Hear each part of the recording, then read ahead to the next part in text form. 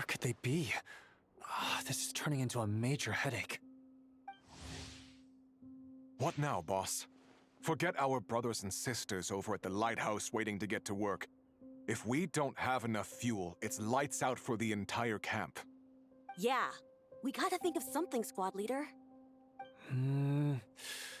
Don't worry. Head back to your posts.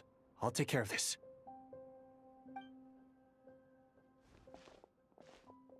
Traveler, Paimon, good to see you. Hey there, Illuga! Why is everyone gathered here at the entrance? It's fine. Just a minor issue, really. And I'm already on the case. Come on, Illuga! You're always trying to fix things by yourself on the down low. Just tell us, it couldn't hurt. Or is it because you're too embarrassed to say? No way. I just don't want everyone in town worrying about things that I can handle on my own. But since you're both part of the investigation squad now, I won't treat you like outsiders. Still, this isn't exactly the place for a chat. Come on in. I'll tell you more inside.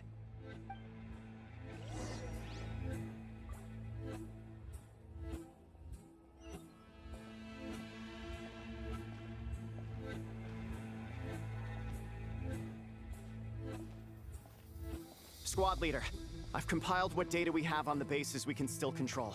My report is over at the command post. Got it. Thanks, Roland.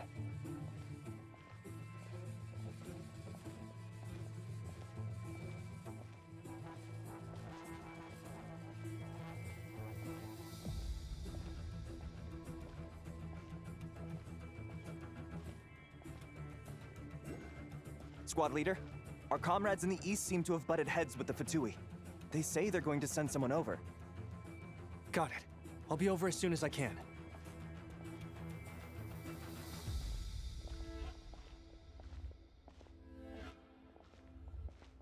Jeez, Illuga! Are you always this busy? Recently, yes. There's just so much work to catch up on.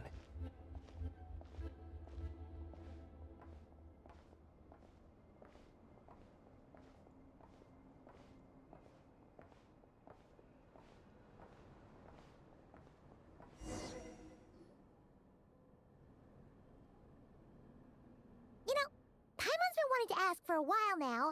What are these vehicle thingies we keep seeing in the Lightkeepers' camps? They kinda look like food trucks, don't you think? It'd be awesome if you really could cook up there. But Paimon has a feeling there's more to these things than meets the eye.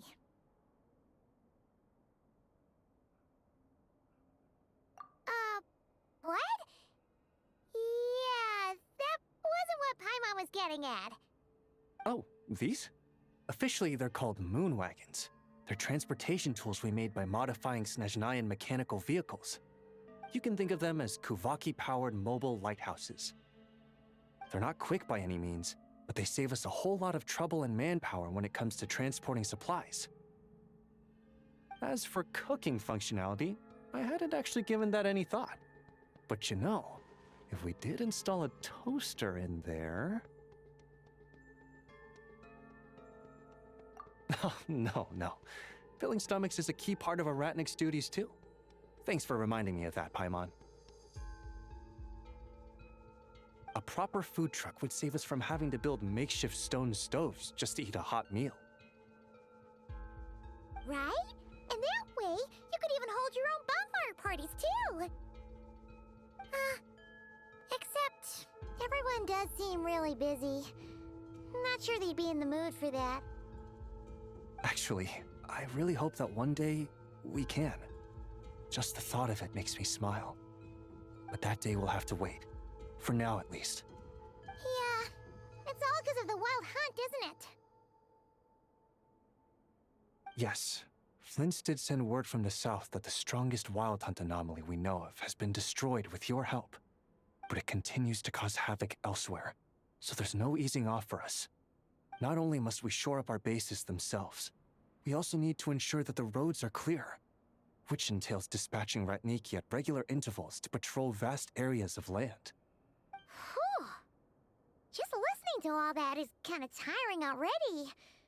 You Lightkeepers sure have it tough. And that's just the basics.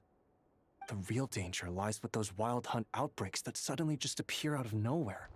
Such tasks are all handled by Gramps, Flynn's, Olaf, and those guys.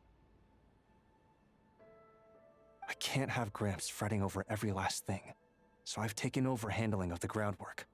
Honestly, compared to our shortage of manpower, supply prep is nothing. To continue on the topic of food, even the best cook in the world couldn't do anything without ingredients. Over the years, many of our former bases have fallen into disrepair, making them ill-suited for long-term postings. At the moment, everyone has to shuttle back and forth between our camps and HQ, leading to fewer and fewer people available for combat deployments. Yup, and that's turning this place into a permanent base. And most importantly, what's a Lightkeeper stronghold without a lighthouse? So, you want to build one here? Exactly. We'll need it if we're to stand any chance against the Wild Hunt attacks. Which is easy to say, but in practice, I think you've seen enough to know it's not going too smoothly. Oh, right! Paimon almost forgot that we were here to help. So, what's the issue? Well, building our encampment will require lots of fuel and supplies. Generally, we bring it all in on moon wagons all the way from Pyramida. If only it were so simple. The main problem is, we need a special kind of oil refined using Kuvaki. It's true that the plants nearby are full of Kuvaki, and they'll keep us going. For a while at least. But supplying the fuel for a lighthouse is a whole other ballgame. Unfortunately though, there's been no sign of the supplies that should have arrived last night. Valdis is in charge of transport, and he's always been meticulous, so it's unlikely that he got careless and missed the timing or something. And that's precisely why I'm worried that they might have encountered some trouble. Yeah, there's always a way out of every jam. Even if that means being trapped inside a sealed barrel or getting buried neck deep. Surely this can't be any worse than that. Don't tell me that's actually happened. I guess I underestimated you two again. Anyway, we can have a look around. Maybe they've just lost their way.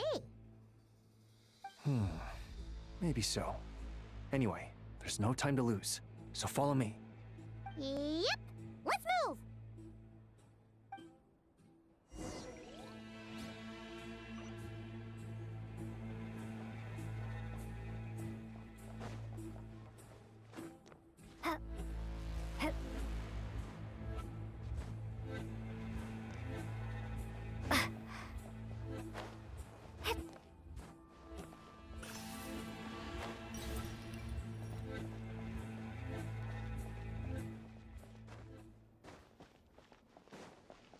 Strange.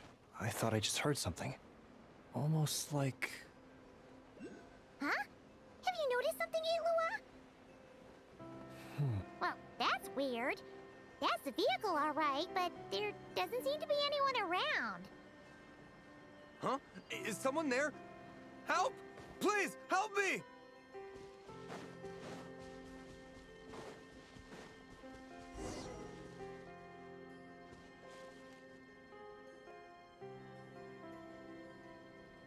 Squad leader!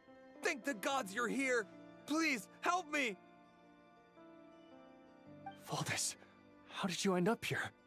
It's a long story, but the barrier created by these mandragoras can't be broken from inside, so I've been stuck in here for almost the whole day! Something about this doesn't quite add up. This place isn't on the main road from Pyramida, nor is it some sort of shortcut. And as for the mandragoras, they wouldn't usually bother passersby unless they were trespassing on their territory. In short, I'd like an explanation as to how you ended up here, and a reasonable one at that, or you might have to stay in there a while longer. Ooh, you don't usually see Illuga getting angry. Paimon's kind of scared now, too.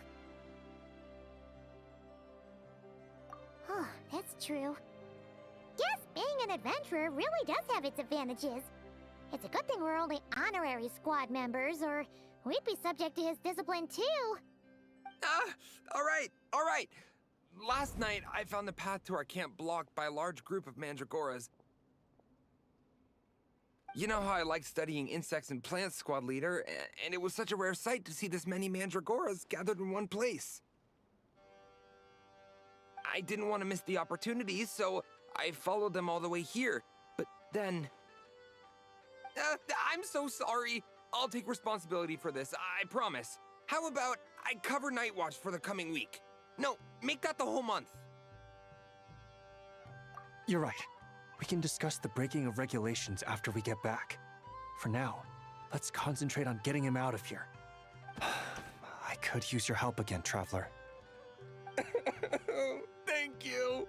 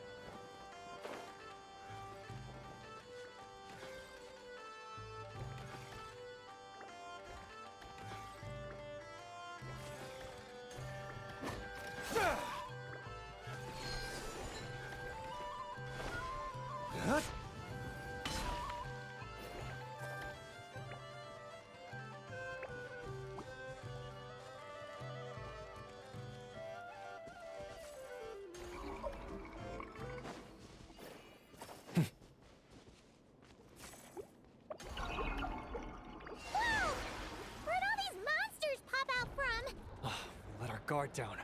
Prepare for battle, everyone. Leave it to me! Wayne, a moonlit night for all. All the light. Observe. Close your eyes.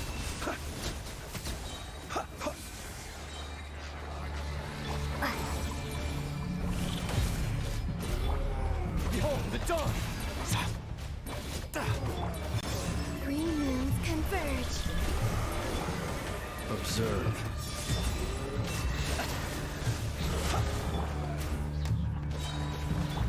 Devouring claw! My strength is... The long sleep beckons.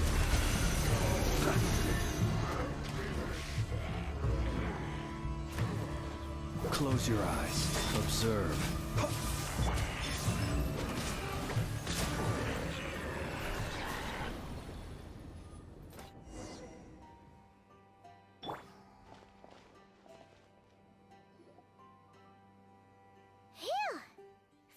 Drove out those monsters. What's going on here? Surely they couldn't have been waiting in ambush this whole time. The wild hunt. The Mandragoras. Huh, I get it. Huh? Have you figured something out, Illuga? Valdis, I think these Mandragoras trapped you inside the barrier to protect you.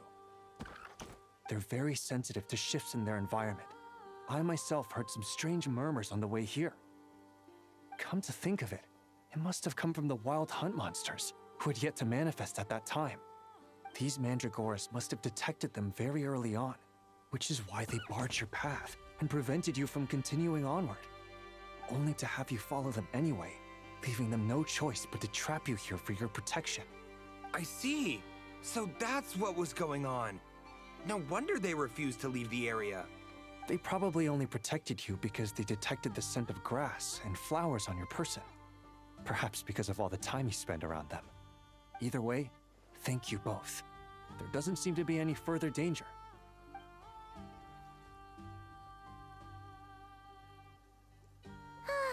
There they go. Adorable little fellas, huh? And they didn't even ask for a reward. Imagine if we had them around to watch our backs. We'd never have to worry about being ambushed while opening treasure chests again. You know, putting it like that, it was kind of understandable that Valdis would want to follow them. Right? Finally, someone understands me. I know, I'm sorry. I'll take whatever's coming to me. All right. Now that we've got him out, let's head back. The others are probably starting to worry.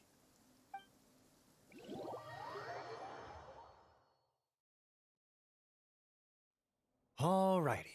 That's the issue resolved and our fuel stocks replenished. Thank you both very much.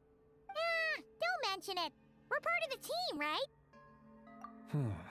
He neglected his duty while escorting a supply shipment, which is a violation of our regulations.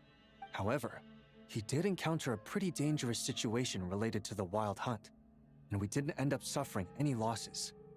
As such, as per his wishes, he'll be responsible for protecting the lighthouse throughout its next month of construction. Hope he doesn't start slacking off again. Now that she's a member of the team, Paimon's gonna start coming down to check up on him. Oh, and see how the lighthouse is coming along, too. Speaking of which, Paimon wonders what it'll look like once it's all done. It won't be as impressive as the one at Final Night Cemetery, that's for sure. Still, it'll be bright enough to serve as a beacon to guide travelers through the night. So long as we're able to keep people safe, whether from the wild hunt or anything else, our efforts will not have been in vain. Anyway, I should go back to sorting through our archives. All that work isn't gonna do itself. Don't worry, we won't be this busy forever. We should be able to put our feet up a bit once this place is up and running. In that case, we'll help you out. That way, it'll be done in no time. Your help would be most welcome, believe me. But I'm sure you've got a lot on your plate already. And asking you to come all this way just to do our work for us, it wouldn't feel right. How about this then? If you find anything useful during your adventures and you happen to be passing by, feel free to drop it off. Come on, it's no biggie. Like you said, we're squad mates now. Isn't that right, Traveler? In that case, let me say again that it's an honor to have you as my squad mates.